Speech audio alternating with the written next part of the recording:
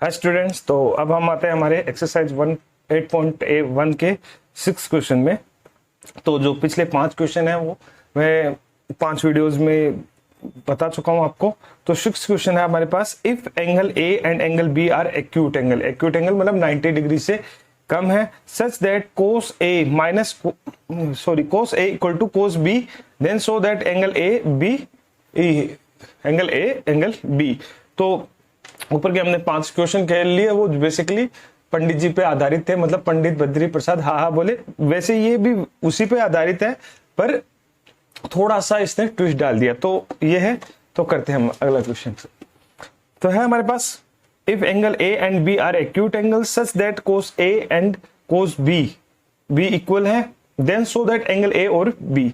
ठीक है, तो हम मान लें एज्यूम ही करते हैं एक तरह से, कोई ये ट्राइंगल एबीसी है, ठीक है।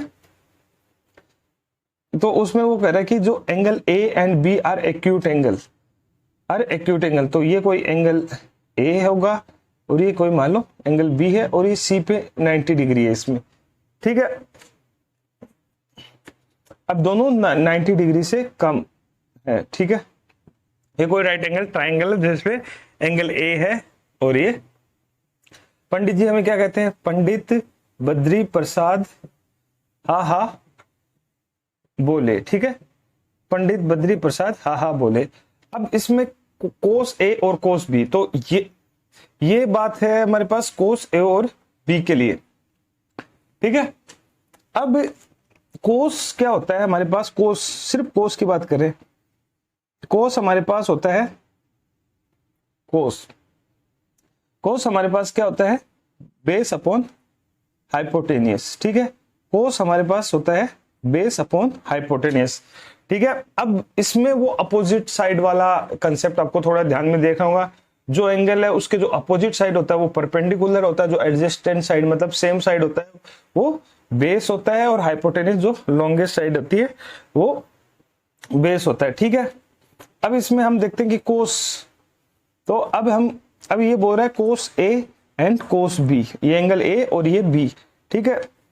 इसके लिए हमें करना है, तो ठीक है। तो सबसे पहले लिखते हैं कोस ए, क्योंकि हमें पता है कोस क्या होता है, बेस अपॉन हाइपोटेनियस, ठीक है।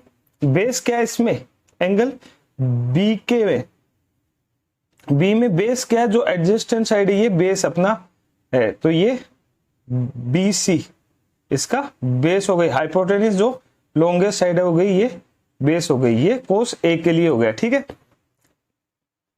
ठीक है। इसी तरह इसमें हम कह सकते हैं कि इसमें जो परपेंडिकुलर है वो है ए सी, ठीक है। बेस है इसमें वो है बी सी, और हाइपोटेनियस है इसमें ए बी, ठीक है। ये एंगल ए के लिए, ठीक है, थोड़ा समझाने के लिए।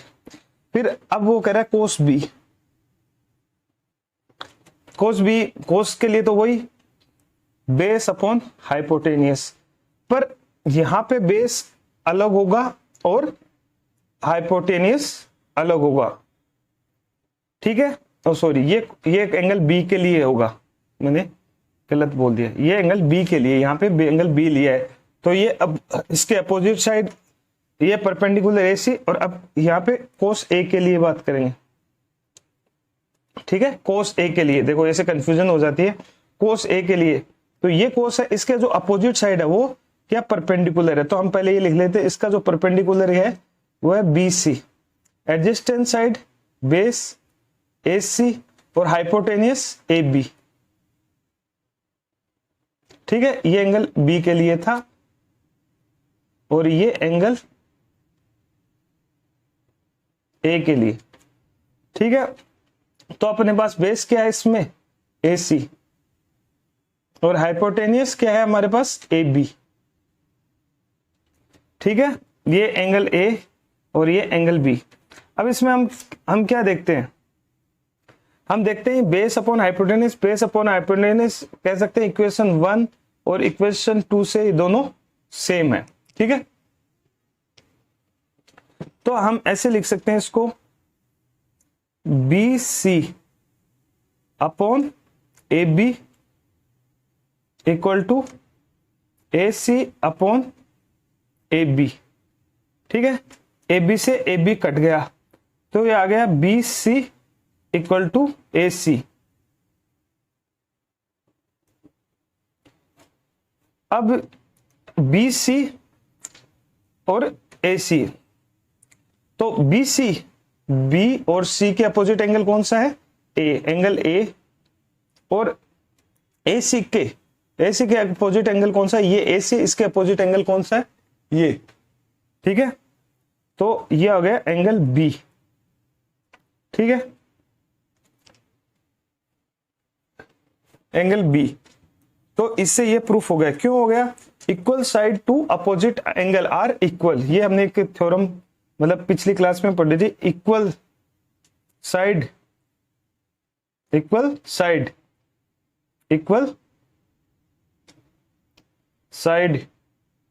To opposite angle are equal, ठीक है। ये एक थ्योरम से हम हो गया। तो यहां से एंगल ए एंगल बी इसके बराबर हो गया, ये हमने प्रूफ कर दिया। तो आप फिर से सॉल्यूशन दे सकते हैं। या मैंने थोड़े से वीडियो की शुरुआत में यहाँ मैंने एंगल ए लिख दिया क्योंकि मैं इसको ए मान लिया, तो थोड़ी कंफ्यूजन होगी। पर ये एंगल बी के लिए था, ये एंगल बी के लिए था, एंगल ए के लिए पंडित जी से हम एक तरह से क्वेश्चन सोल्व कराएंगे, ठीक है।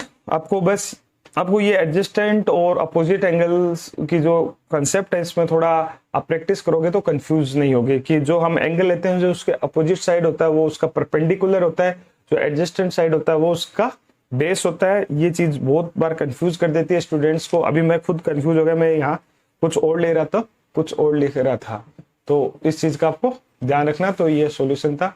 तो नेक्स्ट क्वेश्चन करेंगे हम अपने अगले वीडियो में, क्वेश्चन नंबर 7।